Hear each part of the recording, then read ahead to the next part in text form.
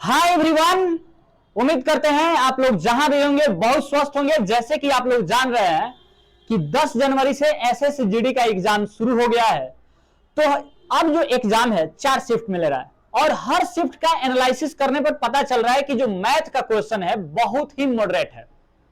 यानी कि आप लोग अक्सर क्वेश्चन को देखिएगा तो वह क्वेश्चन आपको एचसीएफ एलसीएम से, रेशियो से या फिर एक मध्य अनुपाती से, इसके अलावा यदि देखें तो सिंपल इंटरेस्ट, कंपाउंड इंटरेस्ट से बहुत इजी क्वेश्चन आ रहा है, जितना कि आप लोग उम्मीद भी नहीं कर सकते हैं। तो देखिए यह एक हम लोग कलेक्ट किए हैं कि इसी बेसिस पे ऐसा ही क्वेश्चन आने की हर शिफ्ट में संभावना है। तो जो भी लोग पहले इस वीडियो को देख रहे हैं सबसे पहले तो अंत तक देखिए, अंत तक जरूर देखिए कि आप लोग को क्या नॉलेज गेन होने वाला है इससे। और इससे तो हार्ड आप लोग किसी भी शिफ्ट में देख लीजिए एग्जाम में क्वेश्चन नहीं आने वाला है। देखिए एक क्वेश्चन क्या कर रहा है कि 20 और 50 के बीच अभाज्य संख्याओं का एवरेज पूछा है। कभी कभी तो आपसे सम भी पूछ देगा कि 20 और 50 के बीच जो अभाज्य संख्या है उसका सम कितना होगा। तो सबसे पहले आप लोग को जानना चाहिए कि 20 और 50 के बीच कौन कौन से अभाज्य संख्या आता है। तो सबसे पहले कहिएगा कि 20 से ऊपर बढ़े तो कितना आ जाएगा 23। इससे ऊपर बढ़े, इससे ऊपर बढ़ेंगे तो हमारे कितना मिल जाएगा 24 नहीं है, 25, 26, 27 नहीं है, 29 है। तो कहिएगा कि हाँ 29। इससे आगे 31, इससे पहले 32, 33, 34, 35 कुछ नहीं है, डायरेक्ट यहां पे लिखिएगा 37 प्लस कितना 41 और 43 प्लस 47, क्या यही आएगा। और जो औसत क्या होता है, सभी संख्याओं का योग बटा उनकी संख्या। इसके बीच कितना संख्या है 2, 2 4, 2 6, 1 7। इस टोटल को आपको 7 से डिवाइड कर देना है। अब इसको जोड़ दीजिए, 7 3 10, 10 1 11, 11 7 18, 18 1 19, 19 और 9 को जोड़िएगा तो 28, 28 3 31 के, तो कहिए कि 1 आ गया। हाथ में बच गया 3, यानी कि कैरी कितना है 3। तो 2 2 4, 4 3 7, 7 3 10, 10 4 14, 14 4 18, 18 4 22 और कितना है 3 है। तो इसको हम लोग लिख सकते हैं 25। इसको कितना से डिवाइड करना है 7 से, इसको डिवाइड कर दीजिए, 7 3 21। यहां से जब 4 इधर जाएगा तो हो जाएगा 41 यानी कि 41। 7 बचे 35, फिर बचेगा कितना 41 में से 35 6 बचेगा, 7 बटे 56, फिर 7 बचे 35, यानी कि इसी के आसपास जाएगा जो कि हम देख रहे हैं कहां ये हमारा आंसर बनने वाला है 8 5 7, यानी कि ए नंबर आपका सही आंसर होगा। तो सबसे पहले अभाज्य संख्या होता क्या है, जो संख्या 1 से या अपने आप से कटे उसी को हम लोग प्राइम नंबर या अभाज्य संख्या बोलते हैं। तो औसत जो होता है सभी संख्याओं का योग बटा उनकी संख्या होता है। तो यहां से जो सही आंसर बनेगा 35.857 बनेगा। अगला क्वेश्चन देखिए, निम्न में से कौन सी 10%, 15% और 20% की 3 क्रमिक छूटों के बराबर होगी। एक बात आप लोग याद रखिएगा, आपसे 2 का पूछ सकता है, इसमें तो 3 का दिया है तो 3 का भी बताएंगे। 2 का यदि पूछ दिया रहता यहां पे इतना ही का 2, तो सबसे पहले 2 का कभी भी पूछे तो एक फार्मूला याद रखिएगा इक्विवेलेंट का। इक्विवेलेंट का आप लोग एक फार्मूला याद रखिएगा कि x plus Y minus X Y by 100। बस इसी पे पुट करके अपना आंसर लिख सकते हैं। जैसे कि पहला क्या है, ये 10% है, ये 15% है। तो 10% और 15% का जब जोड़िएगा तो 10 और 15 कितना हो जाएगा x प्लस वाई बाबू। तो 10 और 15 कितना, तो कहिएगा कि 25 माइनस यहां से x इंटू वाई 10 इंटू 15, यहां से गुना कर दीजिए 10 इंटू 15 बटा 100, है ना। तो ये तो हो गया आपका 25, लेकिन इसको काटिएगा तो कितना 10 से और 1.5, 25 में से 1.5 को घटाइएगा तो कितना आ जाएगा। तो 25 में से 1.5 को घटाने पर कितना आता है बाबू 23.5%। तो 2 का इक्विवेलेंट यदि हमसे पूछा होता कि 10% और 15% का इक्विवेलेंट क्या होगा, तो डायरेक्ट हमारा आंसर इतना ही हो जाता है, यानी कि 23.5। लेकिन हमसे एक और जब भी पूछ दे तो जो आप 2 का निकाले हैं, यहां से जो आपका 2 का आया है, इसका एक बार और यही फार्मूला, सेम फार्मूला लगा लीजिए तीसरे के साथ, तो कितना हो जाएगा। तो कहिएगा कि 23.5 प्लस 20 माइनस 23.5 इंटू 20 बाई 100, जो आएगा इसको सोल्यूशन कर लीजिए। यहां से 23 में 20 को जोड़िएगा तो आपका आ जाएगा 43.5, माइनस करना है, ये 20 बचे कितना होता है 100, और इसी 5 से, इस 5 से काट दीजिए इसको, तो 200 और कितना 40 और 7 47, यहां से हो जाएगा 4.7। माइनस कर दीजिए, तो देखिए 5 में से 7 नहीं जाएगा तो 15 में से 7 गया तो 8, ये हो गया 42, 42 में से 4 जाएगा तो 38, यानी कि 38.8% का इक्विवेलेंट डिस्काउंट आपका डिटरमाइन होगा। 38.8, तो याद रखिएगा जब 2 का दे, हेलो, जब 2 का दे तो x plus Y minus X Y by 100, जब 3 का दे तो पहले तो 2 को लगा लीजिए, x plus Y minus X Y by 100, जो भी रिजल्ट आता है सेम टू सेम यही तीसरे के साथ लगा लीजिए, तो आपका सही आंसर क्या जाएगा 38.8 आपका सही आंसर होगा। ठीक है, अगला देखिए, कह रहा है कि राखी अपनी दुकान पर सभी वस्तुओं पर 30% की छूट देती है और इसके बावजूद उसको 12% का लाभ होता है, तो उस वस्तु का क्रय मूल्य कितना होगा जिसका अंकित मूल्य 280 रुपया है। एक बात आप लोग हमेशा हमेशा और हमेशा याद रखिएगा कि जब भी बात कर देगा प्रॉफिट का और डिस्काउंट का, किसका बात कर देगा, प्रॉफिट और डिस्काउंट, कि इतना प्रतिशत का डिस्काउंट दे रहा है और इतना प्रतिशत का प्रॉफिट हो रहा है, तो बस एक ही बात याद रखिएगा, जो सीपी का, किसका बाबू, सीपी और एमपी का, ये सीपी क्या है सर, क्रय मूल्य है, और एमपी क्या है, मार्क प्राइस यानी कि अंकित मूल्य है। ये जो दोनों का रेशियो आता है, इसका रेशियो होता है 100 माइनस डी रेशियो, इसका रेशियो होता है 100 प्लस पी। यही बात आप लोग को याद रखना है, यही बात आप लोग को हमेशा याद रखना है, बहुत से क्वेश्चन को और बहुत आपको सहूलियत प्रदान करने वाला है।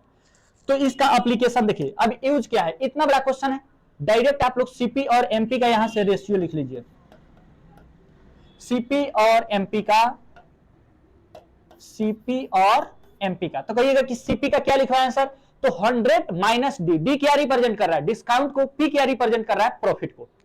तो देखिए डिस्काउंट कितना का दिया है, 30% का छूट दिया है, 30%, तो 100 में से 30 घटाइएगा तो कितना हो जाएगा, तो 70, अनुपात ले लीजिए, ये 100 प्लस पी, 100 में कितना को प्रॉफिट हुआ है, तो कहिएगा कि 12%, तो 112 जोड़ दीजिए, यहां से क्या जोड़िएगा 100 प्लस पी, यानी कि ए हो जाएगा 100 प्लस पी, तो इसको 100 में 12 को जोड़िएगा तो 112। यदि आप लोग को नहीं समझ में आएगा तो डायरेक्ट और इसको छोटा कर सकते हैं, तो कहिए किससे, तो 14 पचे 70 होता है, 14 पचे 70 होता है, और 14 अठे कितना होता है 112, तो यहां से लिख लीजिए 14 पचे 70 और 14 अठे 112, 14 सते 98, 14 अठे 112 होता है। अब देखिए कोई ना कोई, या तो आपका सीपी देगा या तो आपका एमपी देगा, कोई ना कोई एक वैल्यू आपको गिवे रहेगा। क्वेश्चन में क्या दे दिया है कि जिसका अंकित मूल्य 280 रुपया है, तो उसका क्रय मूल्य पूछा है, कह रहा है कि उसका क्रय मूल्य कितना होगा, तो देखिए अंकित मूल्य एमपी 8 यूनिट का वैल्यू दे दिया है 280, 8 यूनिट का वैल्यू दे दिया है 280, तो हम कहेंगे कि 8 यूनिट का वैल्यू कितना दे दिया है 280, तो 1 यूनिट का वैल्यू कितना हो जाएगा, डिवाइड कर दीजिए 8 से, तो कहिएगा इसको 8 से डिवाइड करेंगे तो 8 तिहाई 24, यहां से चला जाएगा 8 पचे 40, 1 यूनिट का वैल्यू जब 35 आ गया तो 35 पचे कितना होता है, 35 पचे होता है 175, 30 पचे 150, 50 25, यानी कि 5 इंटू 35, यहां से जो सही आंसर होगा कितना, और 175, तो सही आंसर आपका क्या बनने वाला है 175 रुपया उस वस्तु का क्रय मूल्य है, 175 रुपया उस वस्तु का क्रय मूल्य है।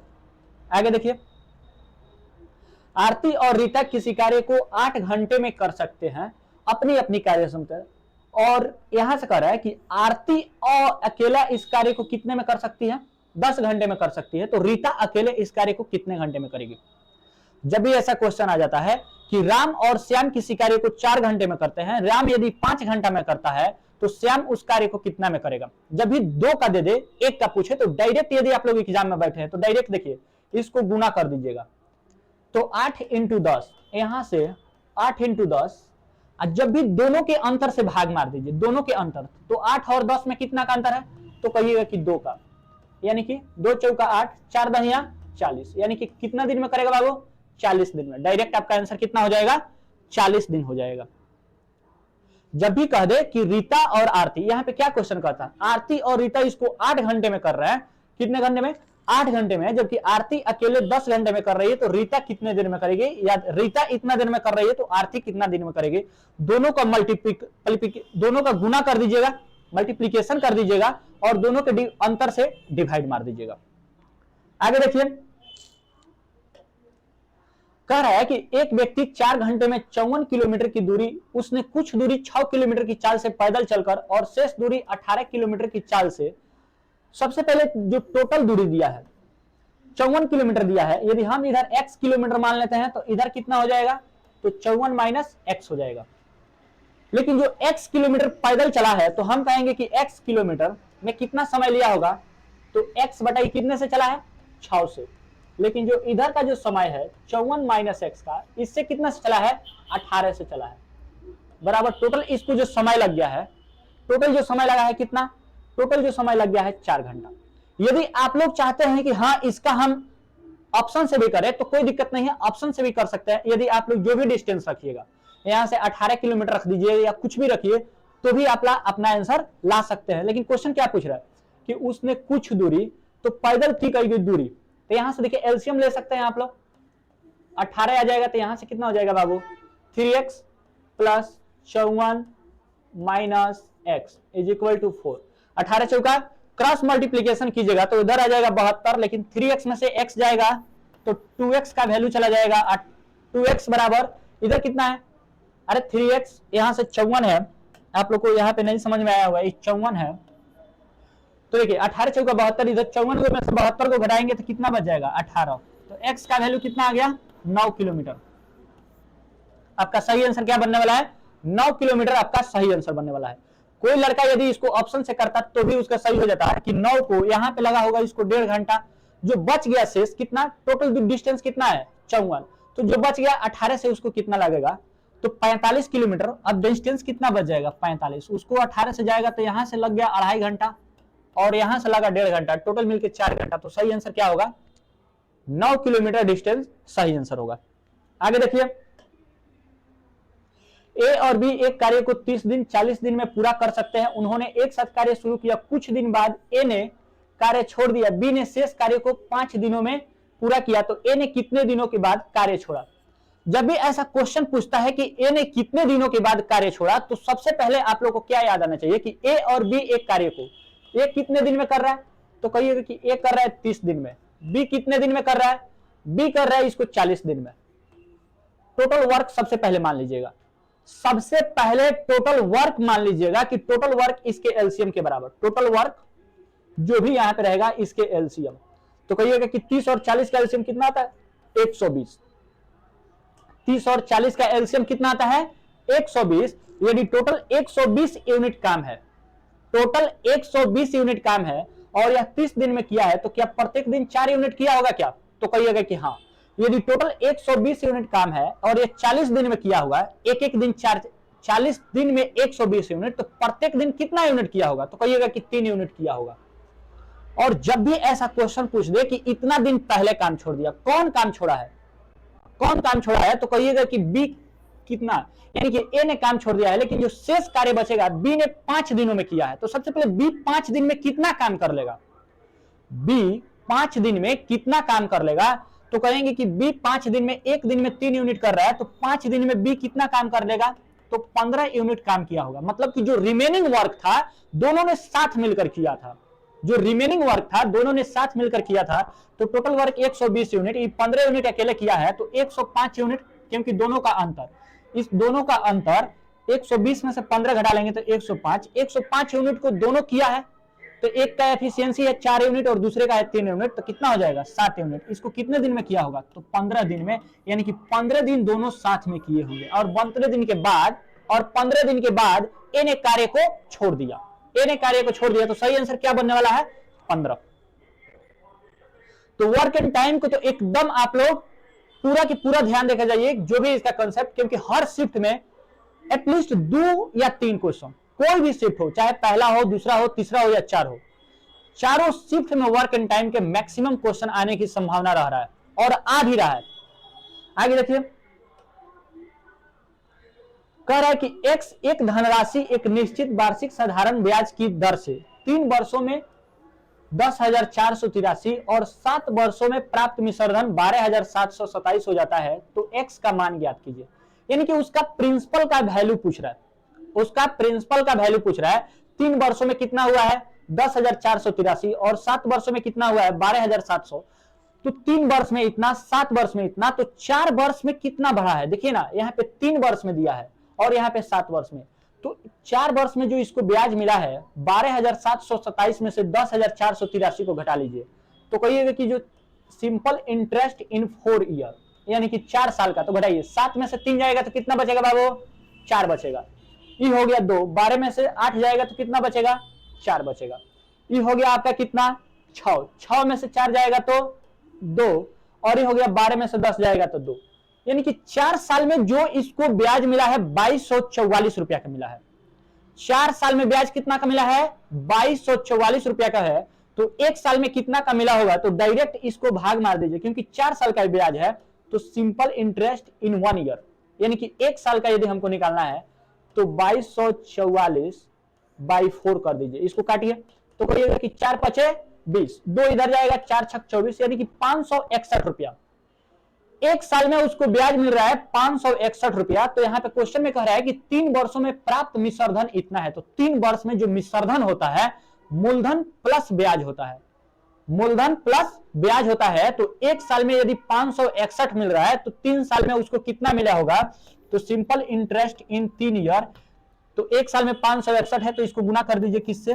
3 × 561, 3 एकम 3, 3 छक 18 के 8, 3 5 15, 1 16, यानी कि 1683 रुपया उसको ब्याज मिला होगा। और ये क्या कह रहा है कि जो 3 वर्षों में मिश्रधन है, और मिश्रधन इसमें मूलधन भी होता है और ब्याज भी होता है। तो 10,483 में से 3 वर्ष का ब्याज को घटा दीजिए तो प्योर आपका मूलधन आ जाएगा। तो कहिएगा कि हाँ, तो जो यहां से पी निकलेगा, पी वो क्या हो जाएगा? 10,483 में से कितना को घटाना है? 1683। तो देखिए 3 में से 3 जाएगा तो कितना हो जाएगा? 0, 8 में से 8 जाएगा तो 0, ये हो गया 14 में से 6 जाएगा तो 8, ये बच गया 9, और 9 में से 1 जाएगा तो 8, यानी कि उसका जो मूलधन है 8800 रुपया है, जो कि ए में है। मूलधन कितना है? 8800 रुपया है, जो कि आपका ए में आंसर सही है। यदि कुछ भी कहे 3 साल दे दे 8 साल के बीच, तो 5 साल का गैपिंग हो जाएगा। अब 5 साल का निकाल लीजिए, जैसे कि हम 4 साल का निकाले हैं कि इतना बन रहा है, तो 1 साल का निकाल लीजिए, फिर 5 साल के निकालकर माइनस कर दीजिए, आपका आंसर आ जाएगा। आगे क्वेश्चन कर रहा है कि ब्याज की गणना वार्षिक चक्रवृद्धि आधार पर करने पर इकाई दहाई सैकड़ा हजार 10,000 लाख यानी कि 6,25,000 रुपए की राशि कितने वर्षों में 8,31,875 रुपया हो जाएगी? यदि रेट कितना है? 10% रेट है। तो देखिए जब भी टाइम पूछे तो एक तो बात आप लोग को हमेशा ख्याल में आना चाहिए कि जो मिश्रधन होता है डायरेक्ट उसको ऊपर लिख दीजिए। मिश्रधन जो होता है 831 और यहाँ पे कितना है बाबू? 875, इसको डायरेक्ट ऊपर लिखना है। और ये क्या कह रहा है? 625 इंटू 000, जो भी इसको बस इसी को काट कर इसको इतना शॉर्ट कर दीजिए ताकि किसी ना किसी का ये होल स्क्वायर आ जाए, किसी ना किसी का यह क्यूब आ जाए। इसको इतना शॉर्ट कर दीजिए कि किसी ना किसी का ये होल स्क्वायर आएगा, नहीं तो क्यूब आएगा, नहीं तो टेट्रा आएगा। पक्का है कि इसी में जाएगा। जब इसको गौर आप लोग कीजिएगा तो ये 625 से डायरेक्ट कट रहा है। कितने मार्क में? ऊपर कट रहा है 1331 मार्क में। 625 से देखिए 5 एकम 5, इसको जब डायरेक्ट आप लोग गुना करते हैं तो 625 से 1331 मार्क में ऊपर वाला डायरेक्ट कटेगा, और 625 से इसको भाग मारेंगे तो ये तो पूरा 1 हो जाएगा, और इधर से 3 को 0 आ जाएगा। तो ऊपर आप लोग देखें कि ये 1331 आ गया, और नीचे कितना आ गया? तो 3 0 आ गया। देखिए इतना सिंपलेस्ट फॉर्म में ला दीजिए कि फिर ये दोबारा नहीं कटे, तो गौर कीजिए, कम से कम जब आप लोग कॉम्पिटिटिव तैयारी करते हैं तो 11 का 12 का 13 का इतना तो क्यूब आपको आना चाहिए। तो ऊपर देखिएगा 1331 11 का क्यूब है। क्या है? 1331 किसका है? 11 का क्यूब है। तो कहेंगे कि हाँ यहाँ पे लिखा हुआ है 11 का, और नीचे जो है 10 का क्यूब है, तो 11/10 का होल क्यूब। तो जितना इधर क्यूब आ जाएगा तो 3 साल का ब्याज होगा, 2 आ जाएगा तो 2 साल का ब्याज होगा, और 4 आ जाएगा तो 4 साल का ब्याज होगा। तो ये कितने साल में हुआ होगा? तो 3 साल इसका सही आंसर है। कितना आंसर है बाबू? 3 साल इसका सही आंसर है। आगे देखिए, एक आदमी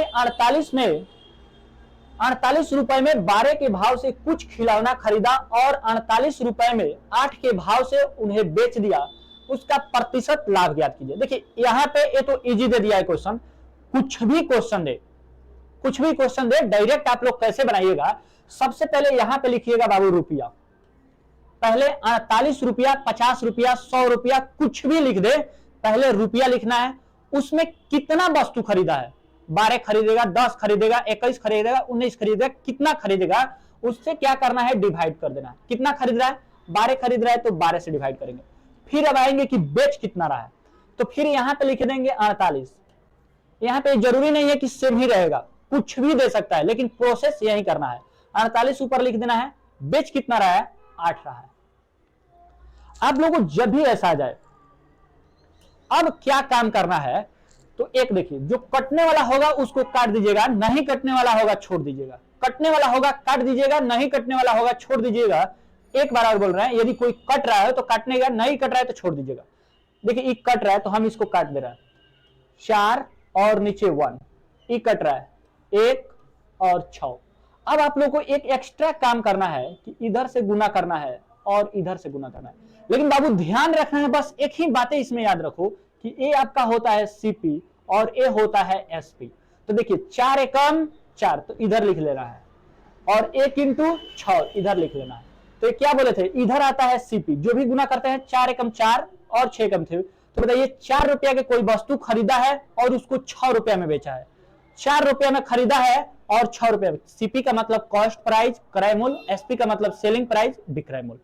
तो 4 रुपया में खरीद कर उसको 6 रुपया में बेच रहा है, तो इसको प्रॉफिट कितना का है, तो कहिएगा प्रॉफिट है 2 रुपया का। 2 रुपया का प्रॉफिट किस पे है, तो 4 रुपया पे है। परसेंट में निकालने के लिए ऊपर 100 से गुना कर दीजिए, यहां से 2 और ये हो जाएगा 50। तो इसको कितना का प्रॉफिट हुआ है, तो 50% का इसको प्रॉफिट हुआ है। तो यहां से जो सही आंसर होगा ए नंबर होगा। सही आंसर क्या होगा, ए नंबर होगा।